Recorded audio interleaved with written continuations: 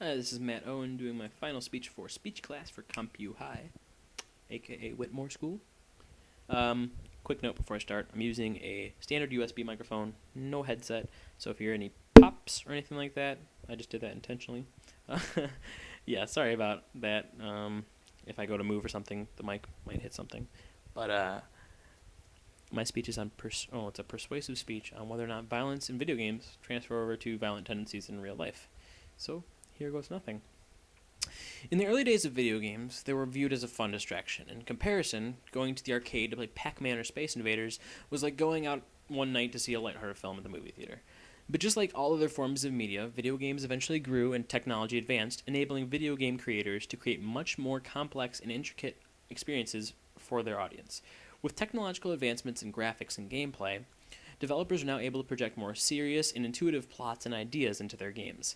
Some of these ideas and plots contain violence. By today's standards, when we see games such as Grand Theft Auto or Manhunt, infamous for their gratuitous violence and immoral view on murder, this early evolution in video games would seem much more tame. But back in its inception, violence in video games was one of the most controversial topics in society.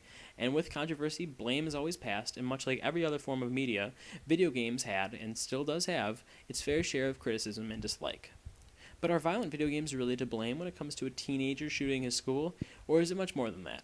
I believe that violence in video games have little to no impact on real-life violent tendencies, and my hope is to show you how I came to that belief.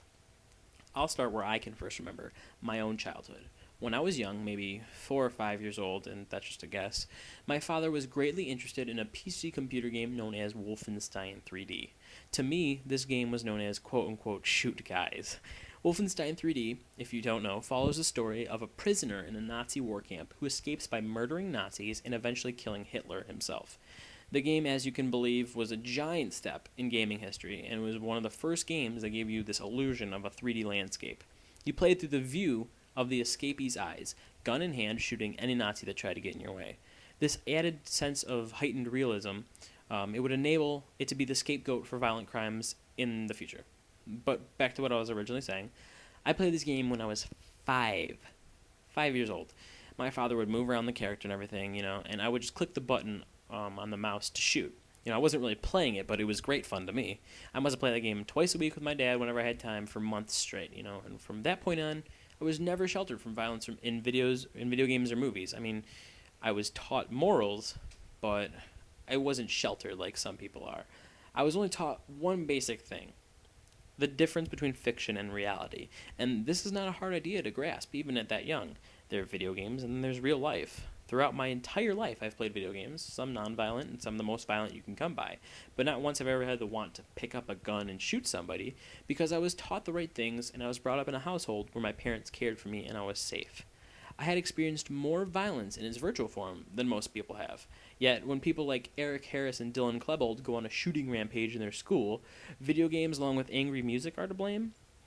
If there's one school shooting that everyone knows about, it's the Columbine shooting.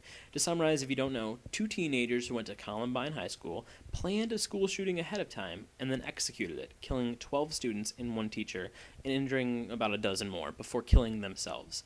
The media soon turned to video games and music as a scapegoat. It turns out that Eric and Dylan had both played the popular game Doom on their PC computer, not much different from the game that I had played when I was young. In fact, I had played Doom countless times when I was 7 or 8, yet these two teenagers were somehow brainwashed and the video game told them to kill their peers. It's highly unlikely and it's kind of ridiculous when you think of it. What the media failed to mention, which was most likely intentionally, is that Eric and Dylan had both easy access to guns and explosives and played and experimented with them often. This was also backed by countless run-ins with the police and stacks of prescriptions filled out for both of the boys, namely anger problems, depression, and suicidal tendencies. So why, when it came to press time, were violent video games and music blamed? And why is it that most school shootings often go right to video games as a scapegoat?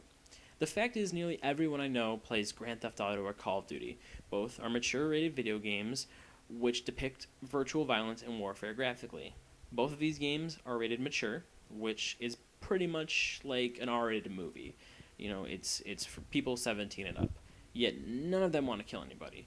It seems that with so many people playing video games, the likelihood of just picking anyone at random and asking them, "Hey, do you play video games?" they'd probably answer yes. Yet, with all of these people playing video games, there's still blame for violence. It doesn't make sense. I mean, there are contradictions in the stories. Take the Bath school disaster of 1927. Not many people know the story of the school murder because it wasn't glorified by the press at its time. The Bath school disaster has the highest body count in a school violent act in U.S. history. A school board member basically bombed 3 separate buildings, killing 45 people and injuring an additional 57 or 58. Most of the people killed or injured were actually young elementary school children, which is really messed up. And before he actually went and set off the bombs, he shot his wife the morning beforehand. And then, like Eric Harris and Dylan Klebold, killed himself by driving up to the little kids and then blowing up his car, which blew up half of them and himself in the process. He killed nearly 4 times the amount of people that Eric or Dylan of the Columbine shootings did. It wasn't covered as much. Coincidentally, Andrew Kehoe, who was the man behind the Bath school disaster, did not play video games because video games didn't exist back then. Then there's the argument of quote-unquote scientific studies being done that prove video games entice angry emotions in people. A few years ago, I looked up the studies for another project, only to find that the results were inconclusive, the experiments being done were flawed, or the technicians doing the experiments had no knowledge of video games. To this day, no precise scientific study has proven any link between violent video games and violent tendencies in real life. So I think when it comes down to it, violent tendencies in people have everything to do with the way you're brought up, the morals you learned, and your ability to distinguish the right from wrong. Someone could show you several videos of people being murdered, but does this mean you want to go out and kill people yourself? I think not. Normal people would be put off and most likely disgusted by an experience like that. So I find it odd that video games, which are supposedly more realistic because of their interactive nature, are blamed for violence in real life.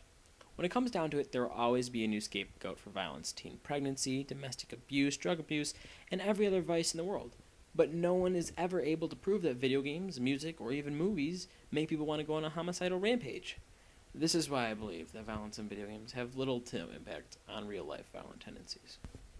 And that is all. Thank you for listening.